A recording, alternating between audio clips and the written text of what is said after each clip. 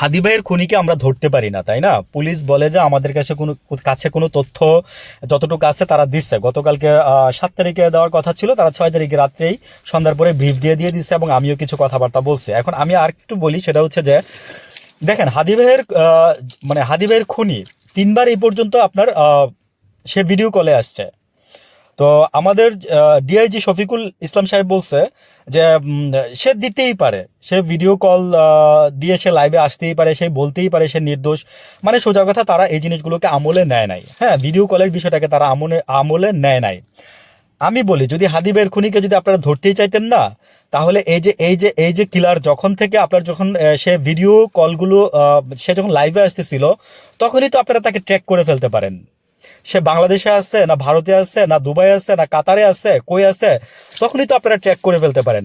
আপনারা তো নাওয়া খাওয়া বাদ দিয়ে যদি সার্ভিসও করেন, তাহলে তো অন ডিউটিতে আপনারা যারা থাকেন, তারা তো 24 ঘন্টার মধ্যে যদি 24/7, 24/30 মানে আওয়ার্স যদি আপনারা যদি পর্যবেক্ষণ করতেন এই জিনিসগুলো, তাহলে আপনারা ধরে ফেলতে পারতেন।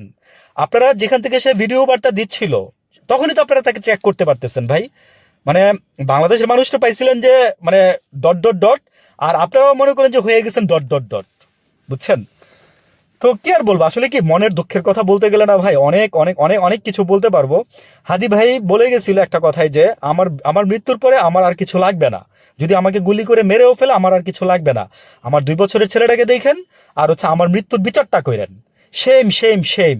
আমি আমি আপনার এই ধিক্কার জানাই, এই আওয়ামী লীগ, এই যে মানে এই যে ইউনূসের সরকারের প্যানেলটাকে ধিক্কার জানাই। আর এই যে সেম সেম সেম, আমি আপনাদের আপনাদের উদ্দেশ্য করে আমি এই কথাগুলো বললাম, ঠিক আছে? আপনারা আমাদের কাছে লজ্জাকর। মানে আমরা ভাবি নাই কখনো যে আওয়ামী লীগ চলে যাওয়ার পরে, হ্যাঁ, যে আপনারা এই ধরনের খেলা দেখাবেন। আমি বলবো যে 111 আসার সময় মানে যখন ক্ষমতায় আসছিল মঈনুদ্দিন ফখরুদ্দিন সরকার, তখন মনে হচ্ছে খুব ভালো ছিল, খুবই ভালো ছিলাম আমরা। 2টা বছর আমরা দেখছিলাম আর্মি দিয়ে রাস্তার মধ্যে কোনো জ্যাম ছিল না ভাই। আর্মিতে আর এখন রাস্তার মধ্যে মনে করি যে কোনো অকারেন্স ঘটার পরে কোনো পুলিশ পাওয়া যায় নাই। আমরা কি খুব বেশি কিছু আশা করছিলাম আপনাদের কাছে ইউনূস সরকার? আমরা তো বেশি কিছু আশা করি নাই আপনার কাছে। রাস্তায় একটা অকারেন্স ঘটলে ট্রাফিক পুলিশের জন্য দৌড়ায় আসে, এতটুকুই তো চাইছিলাম। কি দিচ্ছেন আপনারা আমাদেরকে নিরাপত্তা? এর মধ্যে মনে করেন যে আপনার এই যে গতকালকের আগের দিন মুসাব্বির সহ আরো একজন সহ আপনার এই যে বিএনপির একজন ত্যাগী নেতা মনে করেন যে আপনার এই যে গুলিবিদ্ধ হয়েছে। হাদি ভাইয়ের পরে আজকে মনে হয় প্রায় 7-8 জন গুলিবিদ্ধ হয়েছে।